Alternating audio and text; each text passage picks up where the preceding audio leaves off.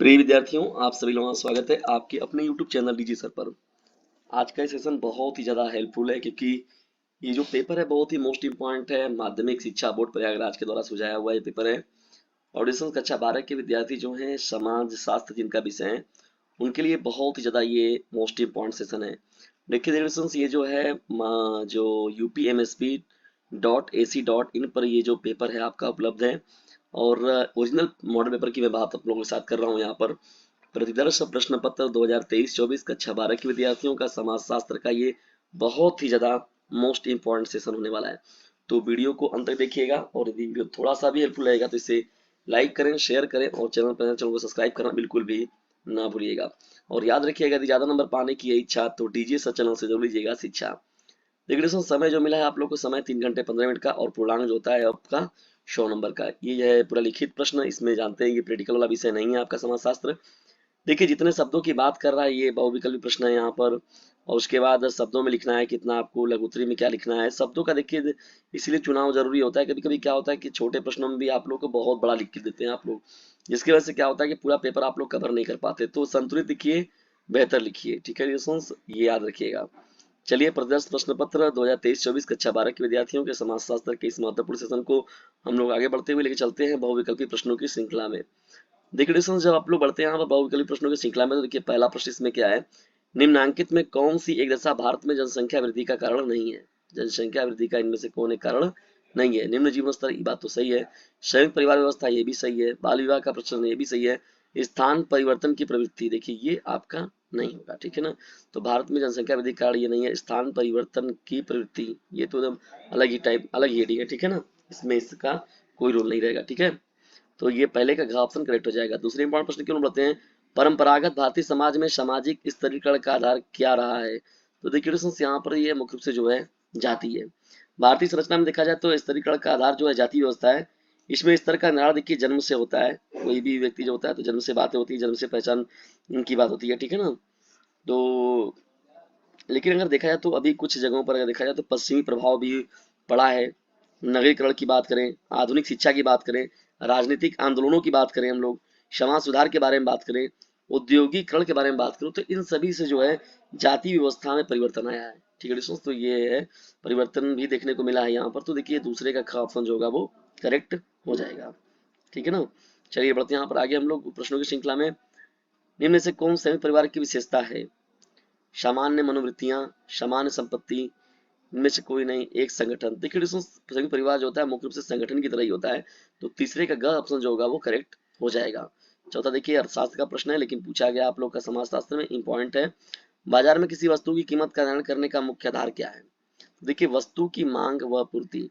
वस्तु की मांग कैसी है, उसकी आपूर्ति किस प्रकार से हो रही है, तो उसी तरीके से उसी के बेस पर उसका जो वस्तु की कीमत होगी उसका निर्धारण करने का यह मुख्य आधार होता है कि कोई वस्तु है तो मार्केट में कितने डिमांडेबल है, कितना उसका डिमांड है, कितनी और उसका पूर्ति क्या हो रहा है, कितना बड़े पैमाने पर वो बेचा जा रहा है या लिया जा रहा है। चलिए बढ़ते हैं यहाँ पर हम लोग आगे पांचवें प्रश्न की ओर। महात्मा गांधी ने अस्पृश्य जातियों के लिए 1930 के दशक को किस नाम से संबोधन प्रारंभ किया। देखिए दोस्तों यहाँ पर हरिजन शब्द का उन्होंने प्रयोग किया था। हरिजन, हरि के जन, ठीक है ना। हरि परमात्मा के जो जन है उन्हें ही हरिजन शब्द दिया गया था, ठीक है। सामाजिक स्तर पर यह बदलाव करने के लिए। भारत में 2011 की जनगणना के अनुसार अगर देखा जाए तो लिंग अनुपात जो है वो स्त्रियां पुरुष प्रति 1000 पर कितना है। तो देखिए दोस्तों यहाँ पर 943 एग्जैक्ट अगर कहा जाए तो 943 है। लेकिन यहाँ पर विकल्प में देखिए 940 जो है मैचिंग नजदीक है, नियर अबाउट। तो 940 जो होगा आपका करेक्ट हो जाएगा। अगर एग्जैक्ट की बात करें तो 943 था। तो छठवें का विकल्प नंबर ख जो होगा वो करेक्ट हो जाएगा। चलिए बढ़ते हम लोग यहाँ पर सातवें पॉइंट प्रश्न की ओर। देखिए इन सभी प्रश्नों के बारे में मैंने पहले भी आप लोग को समाजशास्त्र में बात कर रखा है, लेकिन देखिए यहाँ पर मॉडल पेपर की बात हो रही है तो जो चीजें मिलेंगी उनका पूरा पूरा डिस्कस फिर से होगा। भारत में सूचना का अधिकार अधिनियम किस वर्ष पारित किया गया। देखिए सूचना का अधिकार अधिनियम के बारे में बात करें तो ये 2005 वाला सन बहुत इंपॉर्टेंट है। सूचना का अधिकार अधिनियम 2005 में देखा जाए तो संसद द्वारा पारित किया गया था, ठीक है।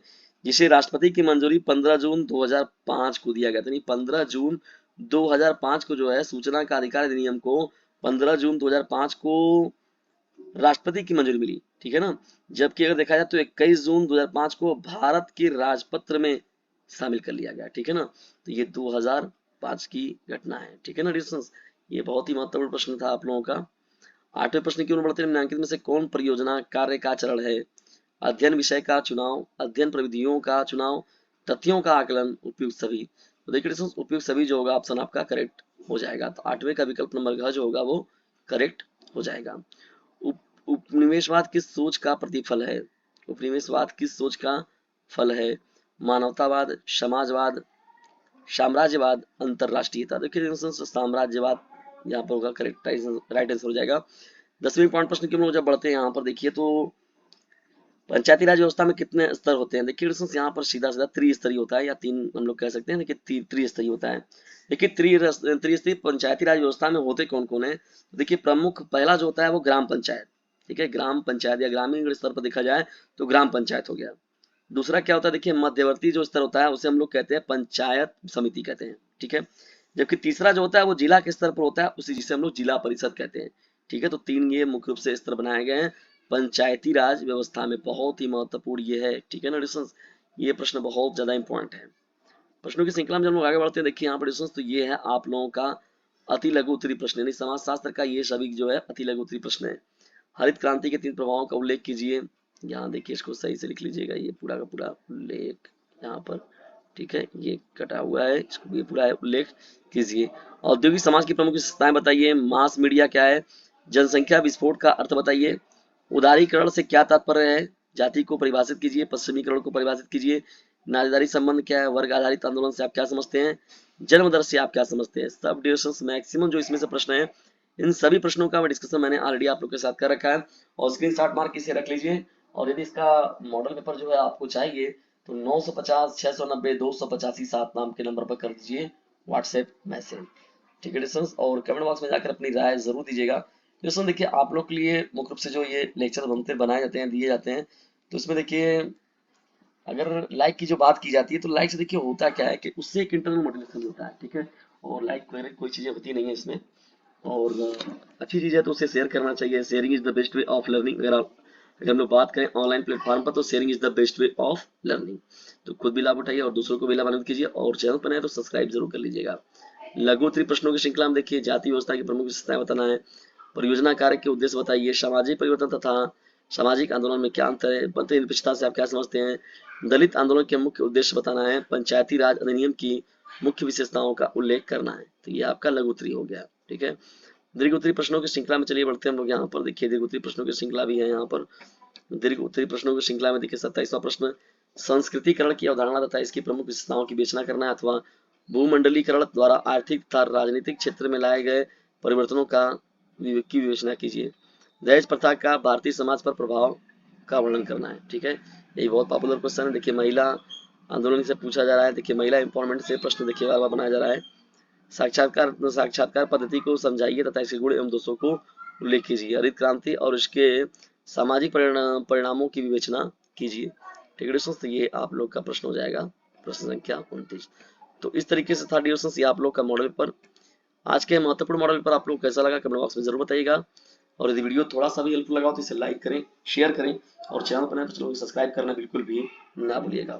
और याद रखिएगा, यदि ज्यादा नंबर पाने की इच्छा तो डीजे सर चैनल से जरूर लीजिएगा शिक्षा, ठीक है डिस्टेंस। और इसे कर दीजिए अपने क्लासमेट पर शेयर, क्योंकि बोर्ड एग्जामिनेशन है आप सभी लोगों के नियर।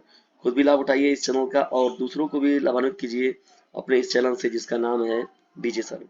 और डिस्टेंस आप लोग रेगुलरली स्टडी कीजिए, समय बिल्कुल भी नहीं है, लापरवाही बिल्कुल भी बर्दाश्त नहीं की जाएगी। जो महीना जो पढ़ने का अवसर है आप लोग को यही है, मात्र नवंबर का, ये जो दिसंबर का महीना है बस दिसंबर में ही, उसके बाद तो जनवरी में आपका प्री बोर्ड ही रहेगा, और फरवरी में तो आपका बोर्ड का पेपर ही है, उसके साथ ही साथ प्रैक्टिकल भी है। तो समय बिल्कुल भी नहीं है, दिसंबर से ही लग जाइए जमकर, और रेगुलरली स्टडी कीजिए डीजे सर चैनल के साथ। समय निकाल कर 1 से 2 घंटे, मिनिमम 2 घंटे 3 घंटे आप डीजे सर चैनल से भी स्टडी जरूर कीजिए। निश्चित तौर पर आपको इन सभी विषयों का डर जो है आपके अंदर से दूर हो जाएगा। इसे अपने क्लासमेट पर शेयर जरूर कीजिएगा। वीडियो को अंत तक देखने के लिए आप सभी लोगों का हृदय गहराई से पूर्वक धन्यवाद। जय हिंद, जय भारत।